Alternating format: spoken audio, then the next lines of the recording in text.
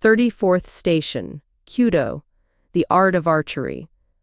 Train is like an arrow shot unerringly at a destination. It always hits a bullseye, like the person who knows what their passion is and decides to throw themselves body and soul into reaching it. The art of archery, on a symbolic level, has a lot to do with that. Known as Kyudo in Japan, this discipline has been practiced since ancient times. In the past, its practice was considered vital, both for war and for hunting, and even for preparing the body and mind for everyday life. It is defined as an art for exercising the soul, as we may still observe today in many corners of Japan. Kyudo exercises the body, mind, and spirit at the same time, since it requires large doses of balance, patience, marksmanship, and physical and mental stability. That is why the person who practices archery feels capable of calmly facing many situations in their everyday life and sees the world through a prism of serenity and sharpness that many people lack. Zen and the bow. If the mystical connection between archery and spirituality made it to Europe, it is largely thanks to Eugen Herrigel. Born in 1885, Herrigel was a professor of philosophy who accepted a job at a Japanese university, attracted by Eastern culture and Zen. Once there, he devoted himself to the study of Zen philosophy through learning archery, among other things. And after many inspirational talks with his master Awaken, Herrigel was able to put down in writing all that he had learned. After that, it did not take long for a German publisher to become interested in his paper, which was later translated into many languages, including Japanese. Today, Zen in the Art of Archery is still being printed around the world and is considered one of the great modern classics on Japanese culture and Zen philosophy. In his book, Herrigel reveals to us the secrets of archery and the Zen teachings he learned from his master.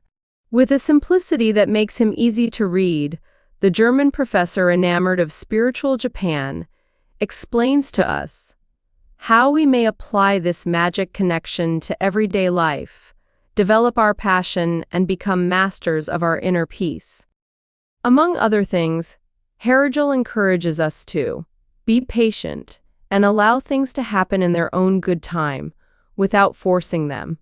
The more obstinately you try to learn how to shoot the arrow for the sake of hitting the goal, the less you will succeed. What stands in your way is that you have a much too willful will. Persevere and work every day so that what requires a big effort of us today will later become a fluid and natural response. Practicing Kaizen makes that possible. Be humble and learn that in order to improve, you must first fail. Be flexible and allow your hands to grasp without strangling and your mind to think without getting obsessed. Things will no longer harmonize as before.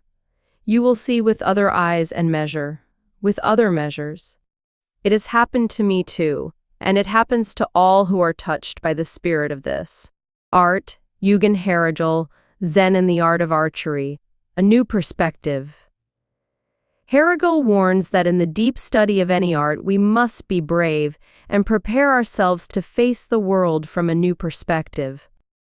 All learning and evolution brings with it a change that will force us to see the world from a point of view. This is what happened to Herrigel when he returned to Europe. Because, as he himself claimed, that is what archery means: a challenge and a long-haul competition the archer enters into with himself and his spirit, and an inner evolution that will lead to the path of peace and wisdom. Although Herrigel would later return to Germany and his public image would be clouded by his support of the Nazis, his teachings have been preserved as a vital source of knowledge of the art of archery and the practice of Zen. His bow, the very one that enabled him to delve into his own soul and into Buddhist philosophy, may still be admired today in a Kamakura temple, in the Japan he so loved. The archer aims at himself. That was the conclusion Hergel came to after all the time he spent with his Kyudo master. The important thing is not the exterior target, but what is inside the archer that leads him or her them to spiritual perfection. When you feel you are at conflict, with the world or with yourself, shoot off the following questions like arrows. 1. How much responsibility do I have for this problem? 2. What could I have done better to avoid this situation? 3. What mental changes should I make in future to avoid this problem repeating itself? 35th station. Toshogu, the lesson of the three monkeys. The final stop on our journey is Nikko, a town to the north of Tokyo, which is home to one of the most well-loved and powerful icons of Japanese iconography, the Three Wise Monkeys. Located above what was once a stable, the wooden sculpture is to be found in the legendary Toshogu Temple. One is covering its ears, another its mouth, and the other one its eyes. The mysterious origin of these emblematic animals may be in a Japanese proverb that states, "See no evil, hear no evil, speak no evil," and which apparently comes from the writings of Confucius.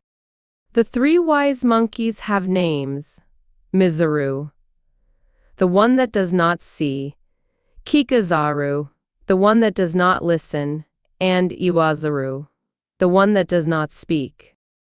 Curiously, the zaru ending means both do not do and monkey in ancient Japanese. This is probably why the proverb was portrayed by a statue with three monkeys. Mizaru, Kikazaru, and Iwazaru's message concurs with an enlightening story from ancient Greece. It is said that on one occasion, a disciple came to Socrates' house in a state of agitation and started to talk to him thus: "Master, I want to tell you how one of your friends has been talking about you maliciously." Socrates immediately interrupted him. "Wait, did you already examine what you are going to tell me by using the 3 filters test?" "The 3 filters?" asked the disciple, not knowing what he was talking about. "Yes," replied Socrates, "the first filter is truth. Have you carefully examined if what you want to tell me is true in every way?" "Well, no. I heard some neighbors say it. But at the very least, you must have tested it with the second filter, which is kindness. Is it kind at least, this thing you wish to tell me?" "No, in fact, it is not. It is just the opposite." "Ah," rejoined Socrates. "So let us go on to the last one, the third filter. Is it necessary for you to tell me that?" "In all sincerity, no. It is not necessary." So, the sage concluded, if what you wanted to tell me is neither truthful, kind, nor necessary, it would be best if we consign it to oblivion. So according to Socrates' 3 filters, before telling someone anything that might have an emotional effect, we have to check how truthful, kind, and necessary it is. Which mental universe do you want to live in? In fact, Socrates' 3 filters are represented by Iwazaru, the monkey covering its mouth, in the sense of not spreading evil. The person who criticizes or passes on other people's criticism immediately loses potential for awakening their Ikigai, since whoever hears them fears, understandably so, that they might be criticized and mocked behind their back. Pointing out life's negative aspects might be somewhat amusing to those around us, but in the medium and long term, it is not worth it. It cheapens us as humans and makes us less worthy of other people's trust. By covering its ears, the monkey to its left, Kikazaru, shows us a higher step on our path to spiritual perfection. Besides not passing on negative messages about others, by also refusing to listen to them, we avoid our mind being poisoned with unnecessary garbage and preserve the potential we have for good deeds and the awakening of our Ikigai. On the right, Mizaru, the unseeing monkey, shows us not to look at the wrong things or in the wrong way, which is the definitive step in purifying our filters. Apart from not listening to or passing on negativity, if we also focus our attention, sight, and the other senses on what is useful and beneficial for everyone, starting with ourselves, we will have taken a giant step towards the fulfillment of our dream.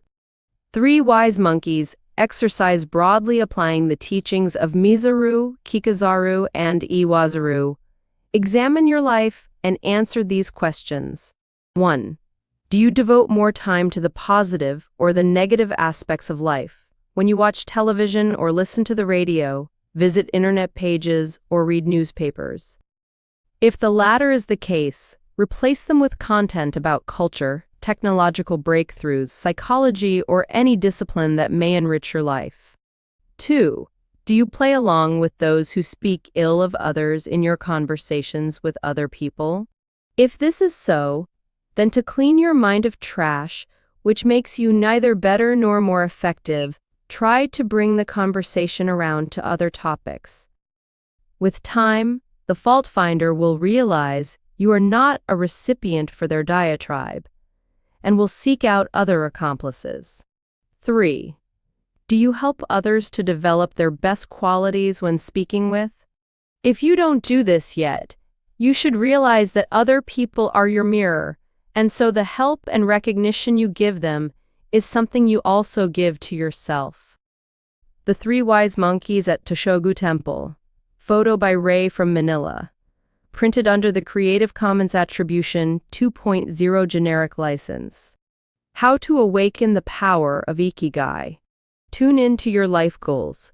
We can spend days, months, and years wrapped up in our routines, ensnared by our mundane responsibilities, however, as time goes by. We will ask ourselves if we are really living our life, or just getting by to meet other people's expectations. When was the last time you stopped to think what your mission in life is? For this final exercise, make yourself a cup of tea, or your favorite herbal brew, and sit down with a pen and paper. Take your time about it. There is no rush. You probably have lots of things to do. Chores, work, going to the supermarket, planning this weekend's trip. But what can be more important than tuning into your Ikigai? What you're going to do now is important, so put aside all that stuff that is keeping you busy and allow yourself to carry out this final exercise, which may give your life a new direction. You are going to build the compass, which will help you travel in step with your Ikigai. In future, whenever you find yourself feeling lost, you can always come back to it to get back on course. The 4 components of Ikigai. Our current society is designed to orient our actions and thoughts to earning money. That is, to invest our energy in the lowest part of the Venn diagram. However, if we do not take the other components of the Ikigai diagram into account and only focus on continuously earning money, our entire life can become empty of meaning. Our objective in this final exercise, after our journey together through 35 stations, is to merge the 4 components so that our life is at one with our values and goals. In order to do that, we suggest you divide a sheet of paper into 4 parts. 1. What I love. 1. What the world needs. 1. What I can be paid for. 1. What I am good at. We shall start to write in the upper left quadrant. 1. What I love. This is the easiest part of the exercise. Make a note of everything you can think of that makes you feel good or happy. Write quickly, without overthinking it. Be completely honest and only write down what you are passionate about. Do you like sleeping under the stars? Write it. Are you happy when cooking a new dish? Write it. Don't judge if it is something that society considers good and useful. The objective is for you to write everything that makes you happy. End each sentence with, makes me happy. 2. What the world needs. If we aim to spend most of our time doing the things we love, our feeling of happiness will grow. But we run the risk of falling into the pit of selfishness. One of the secrets to a long and healthy life that the elderly people of Okinawa taught us is that they all belong to communities, to a moai where they help one another. Feeling we are useful to those around us is one of the secrets to self-fulfillment as human beings. So, in this second quadrant, write what others need, not just your friends and family, but the world too. May begin each sentence with "you needs." My beloved. Then you can write the world needs or more specific things like my colleagues need or my kids' school needs. 3. What I can be paid for. If we confine ourselves to following what we have written in the first two quadrants, we may be happy and feel we are useful to others. But we still need to make a living and have money for our projects. One of the first things we noticed when we were living with the elderly people of Ogimi in Okinawa was that most of them still had some kind of business, even at the age of 80 or 90. For example, they sold the vegetables grown in their orchards in the local market, or, in the case of Yuki, leather bags and wallets she made herself at the age of 93. We should not feel at all ashamed to ask for money in exchange for what we know how to do. Getting financial gain from what you are good at will allow you to lead a well-balanced professional personal life. There are things that make us money directly, and others that have the potential to do so in the future. One of the keys to prosperity, mentioned by role models such as Warren Buffett, is to learn to think long-term and anxiety-free. In the third part of this exercise, you may record what makes you money right now, without judging whether or not it makes you happy. Confine yourself to writing "now I make a living by." Next, write down other possible sources of income that could sustain you in the future, with phrases like "in the future I would like to earn money by." 4. What I am good at. Sometimes it is hard for us to know what we are good at because our potential has been shrouded by past emotional experiences. For example, if we had a bad math or music teacher, we will probably end up saying to ourselves things like, "I'm no good at math," or "music's not for me." We often block our aspirations simply because we decided we're no good at it, or because others made us believe that was so. But the reality is, we humans can do anything we want to. And who better than yourself to know what your talent is? Leave aside what others might have told you and write here what you yourself honestly believe. Begin your sentences in this quadrant of the sheet with "I'm good at." In addition to the virtues you have right here and now, review those skills you could develop if you get the necessary preparation. In the future, I can be good at if I prepare myself by doing. At this point, your compass with the 4 Ikigai components should look like this. Hector's example of the 4 Ikigai components. 1. What I love to. What the world needs writing makes me happy, traveling with friends and family makes me more because he's just lost his job, happy my family need me too. Spend more time with them. Going to the movies makes me happy, playing video games makes me happy, having coffee makes me happy, reading makes me happy, chatting to the people I love makes me happy, going for walks makes me happy, taking photos makes me happy, listening to music makes me happy, any creative task makes me happy, programming computers makes me happy. 3. What I can be paid for now I make a living by. Working at a multinational in Tokyo. My friend Alfredo needs me to listen to him. My colleagues need me to sit down more with each of them and help them. My friends Pepe and Juan need to see more of me and need me to tell them more often how important they are to me. My readers need more affection from me, and not just books and internet webs. The world needs more love and less hate. The world needs more altruism. 4. What I am good at right now, I am good at programming computers.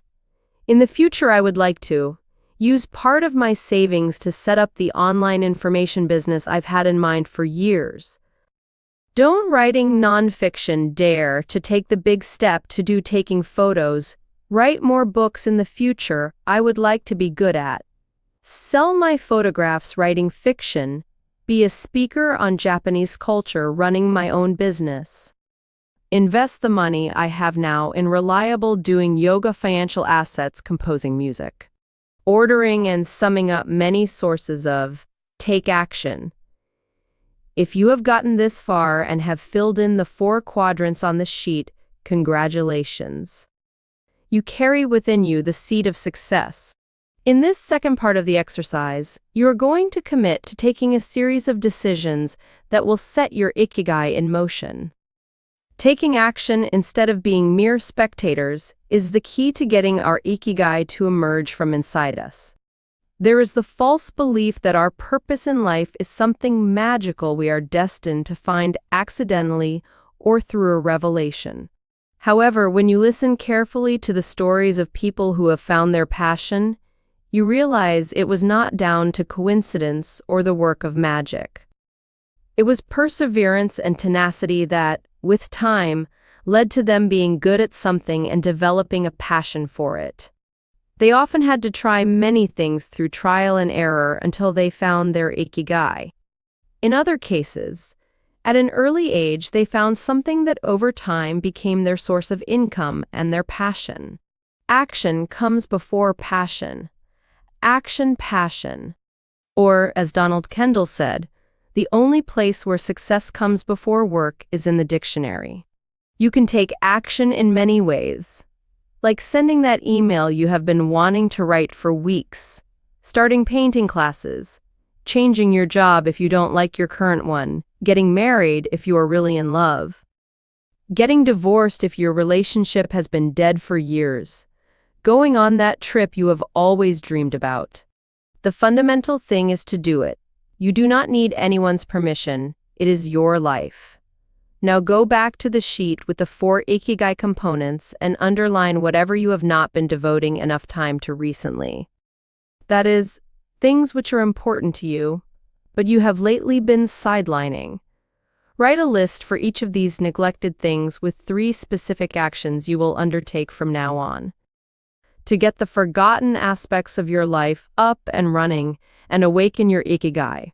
Following on from the previous exercise that we include as a guide, if, for example, I already know how to play an instrument and want to be good at composing music, I may start by listening again to the pieces and songs that most move me, learning one of them on the piano or another instrument to understand its harmony, composing a melody of my own based on this exercise.